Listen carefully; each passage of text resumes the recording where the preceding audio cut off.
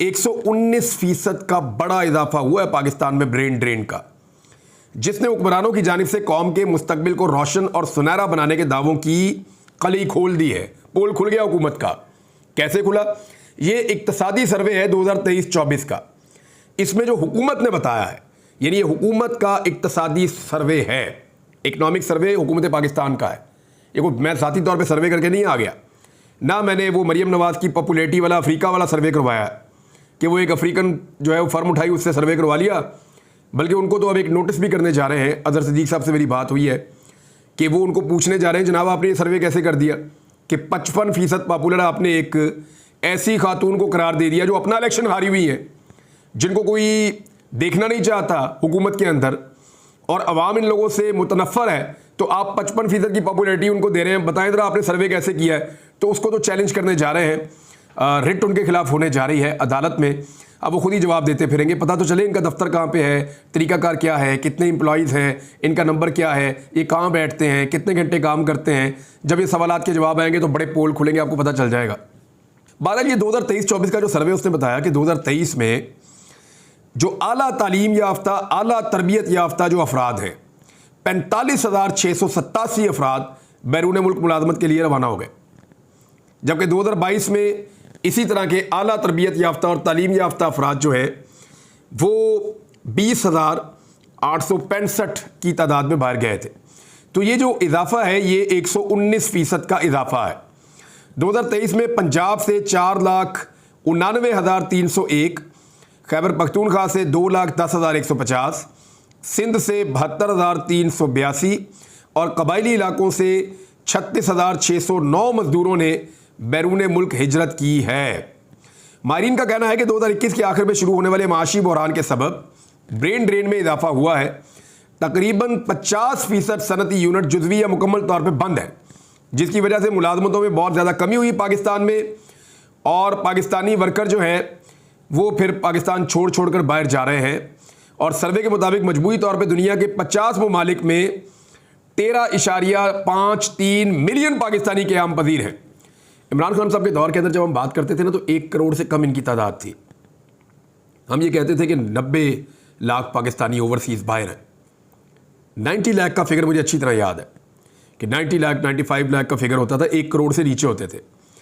और अब ये 13.53 मिलियन, यानी ये लगभग 1 करोड़ 30 लाख या 35 लाख के करीब पाकिस्तानी जो है वो दुनिया के 50 ममालिक में रहते हैं, जिनमें से 96% पाकिस्तानी खलीजी ममालिक में रोज़गार की सहूलियात हासिल कर रहे हैं। यानी ये जो अरब ममालिक हैं आपके या गल्फ़ की कंट्रीज़ हैं, वहाँ पे 96% पाकिस्तानी है, बाकी सारे यूरोप में, अमेरिका में और बाकी मुल्कों में जाकर रहते हैं। तो नादरीन, ये ब्रेन ड्रेन हो रहा है पाकिस्तान से। डॉक्टर्स जा रहे हैं, इंजीनियर्स जा रहे हैं, सरमायाकार जा रहे हैं, सनतकार जा रहे हैं, टेक्निकल लोग जा रहे हैं, IT एक्सपर्ट्स जा रहे हैं, लॉयर्स जा रहे हैं।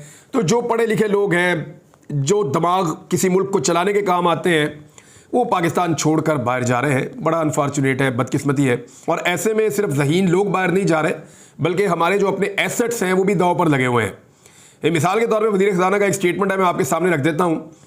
और इस स्टेटमेंट को पढ़ने के बाद जो पहली बात मेरे दिमाग में आई वो ये है कि OLX पे ही बेचने से अच्छा है पाकिस्तान को, खुदा न खास्ता। यानी स्टेटमेंट आप देख लें। कमालिया में मीडिया से बातचीत कर रहे थे वज़ीर ख़ज़ाना, उन्होंने कहा जी कि टैक्स टू GDP की मौजूदा शरह 9.5% पायदार नहीं है। खैरात से स्कूल, यूनिवर्सिटीज़ और अस्पताल तो चल सकते हैं, मगर मुल्क सिर्फ टैक्स से चल सकता है। यानी वो ये कह रहे हैं कि स्कूलों को, यूनिवर्सिटियों को और सेहत के और तालीम के इदारों को खैरात से चलाया जाए और मुल्क टैक्स से चलाया जाए। ऐसा नहीं है, दुनिया के फार्मूलाज आप जाके देखें दुनिया कैसे चलती है।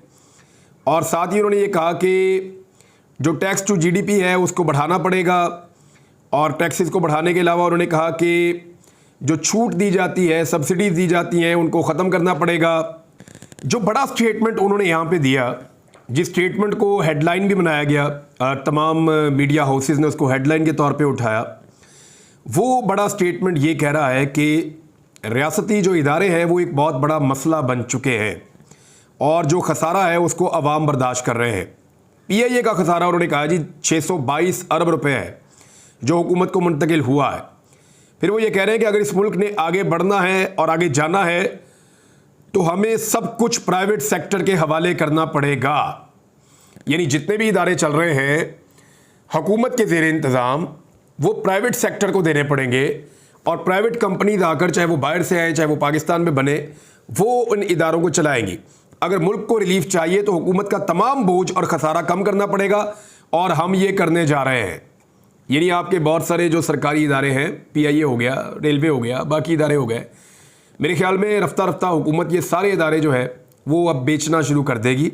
बाहर से भी ख़रीदने वाले हो सकता है आ जाए, पाकिस्तान के अंदर से भी ख़रीदने वाले हो सकता है आ जाए, लेकिन जिस तरीके से इन इदारों को चलाया गया है और जो चीज़ें इनके अंदर शामिल कर दी गई हैं, इस तरह तो इनको कोई भी नहीं ख़रीदेगा।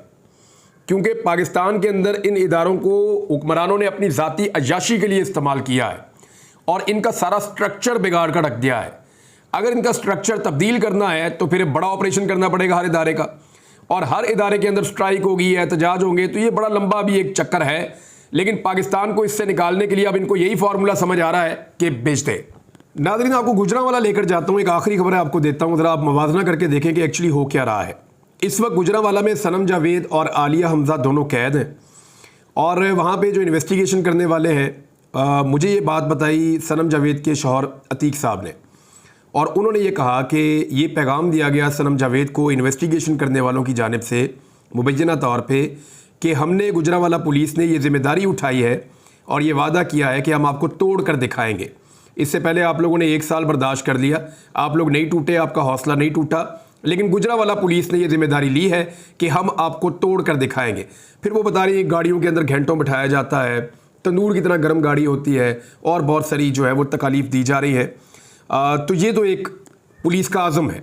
लेकिन दूसरी तरफ एक खबर आपको देता हूँ, हमारे गुजरांवाला के एक ब्यूरो चीफ है, सीनियर जर्नलिस्ट है हाफिज़ शाहिद मुनीर, प्रेस क्लब के ओहदेदार सदर भी रहे हैं।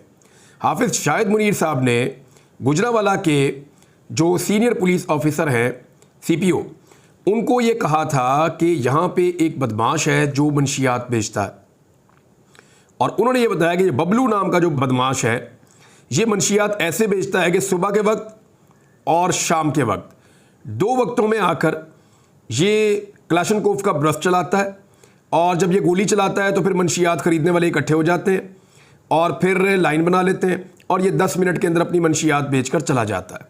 यानी ये सिक्योरिटी खड़ी करता है, ब्रश चलाता है क्लाशनकोव के, उससे लोग इकट्ठे हो जाते हैं और फिर ये बेचकर चला जाता है। अच्छा, 2 टाइम इसने रखे हुए हैं, एक उनके बकौल ये है कि सुबह 4 बजे के करीब है, रोज़ाना ऐसा करता है और 10 मिनट में मंशियात बेचता है, और उसके बाद रात को एक वक्त में ये आता है, गोली चलाता है, मंशियात खरीदने वाले इकट्ठे होते हैं, उनको बेच के ये चला जाता है। ये बात जब बताई सीनियर पुलिस अफसरान को, प्रेस कॉन्फ्रेंस में बताई, वो ऑडियो मौजूद है मेरे पास, तो हुआ ये कि बजाय उसके ऊपर कोई अमल दरामद किया जाता, उन्होंने कहा जी हम पकड़ लेंगे इसको। और चंद महीने गुजरने के बाद सूरत हाल क्या है, ये ज़रा एक वीडियो छोटी सी आप देख लीजिए। नाज़रीन, आपने ये वीडियो देखी, इसमें हाफिज़ शाहिद मुनीर साहब खुद अपने मोबाइल फ़ोन से बना रहे हैं कि यही जो मंशियात फरोश हैं, बजाय इसके कि उनको पुलिस पकड़ती, वो अब पीछे इनके घर की बैक साइड पे खड़े होकर गोलियां चला रहे हैं, पानी में भी और इनकी दीवारों पे भी, और उन्होंने 9 गोलियां मारी हैं जो आकर इनकी दीवारों पे लगी हैं इनके घर की, और वो इनको हरासा कर रहे हैं। तो पुलिस का काम जो है ना वो ऐसे लोगों को तोड़ना होता है। सनम जावेद और आलिया हमजा जैसी आम औरतों को, ख़वातीन को तोड़ के कोई बड़ा कारनामा राणा अयाज सलीम साहब आप लोग नहीं करने जा रहे। इसको तोड़े, पता चले कि आपने मंशियात फरोशों के खिलाफ कार्रवाई की है।